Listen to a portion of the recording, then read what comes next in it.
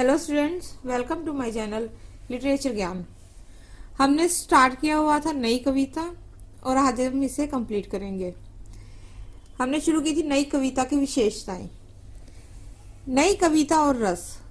20वीं सदी के मनुष्य की मन स्थिति, जीवन के प्रति दृष्टिकोण में परिवर्तन आ जाने के कारण इतनी दूर तक बदल चुकी है कि वह अपने रागात्मक संबंधों को ना तो फिलासफाइज करके संतुष्ट हो पाता है और ना किसी देवता के चरणों पर आत्मसमर्पण करके मुक्ति लाभ कर पाता है। यह मनोदशा व्यक्ति की ना होकर युग की है और साहित्य के क्षेत्र में आने वाली कृतियां स्पष्ट रूप से इसको व्यक्त कर रही हैं।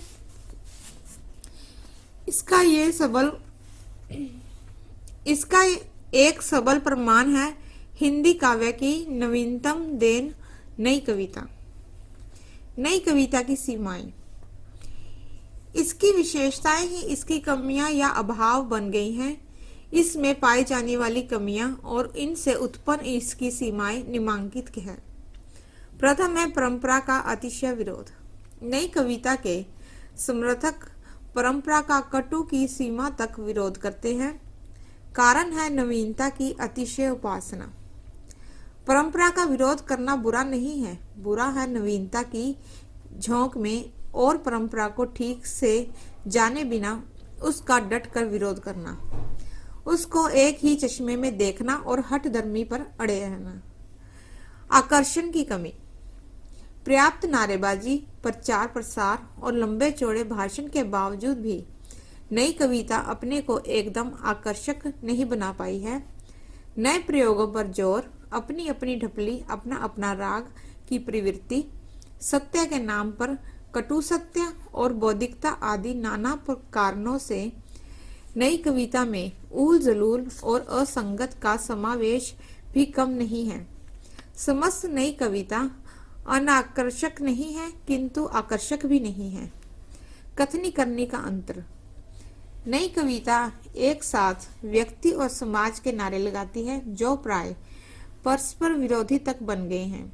कहीं कहीं इसकी कथनी और करनी में अंतर आ जाता है। स्वतंत्र व्यक्तित्व को स्वीकार करना एक अति है और सामाजिक अस्तित्व को सर्वसम मानना दूसरी अति है। इन अतियों से बचना होगा। प्रयोगपरता। नई कविता की धुरी है प्रयोगपरकता।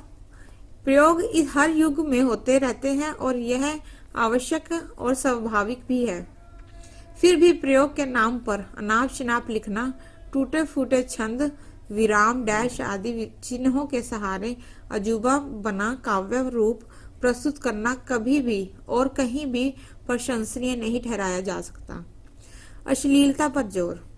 श्रृंगार वर्णन हर देश काल की कविता का अभिन्न और सर्वाधिक प्रमुख विषय रहा है। फिर भी यह सत्य है कि श्रृंगार और अश्लीलता में अंतर है। वही कविता दिल को छूती है जो श्रृंगार परक हो। अश्लील कविता तो उत्सुकता ही जगा पाती है। नई कविता ने श्रृंगार के नाम पर अश्लीलता को ही अधिक मुखर किया है।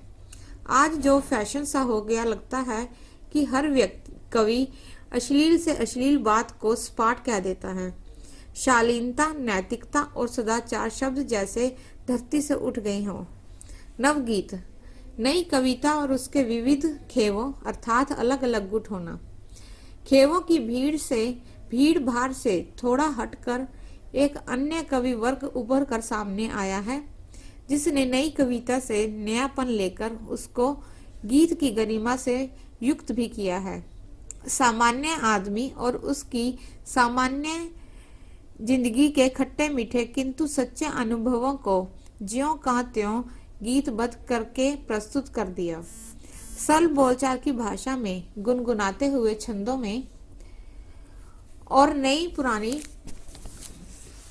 किसी भी प्रकार की लय या तर्जों में अभिव्यक्त करते हैं। नई कविता अभी भी अपने विकास काल में है।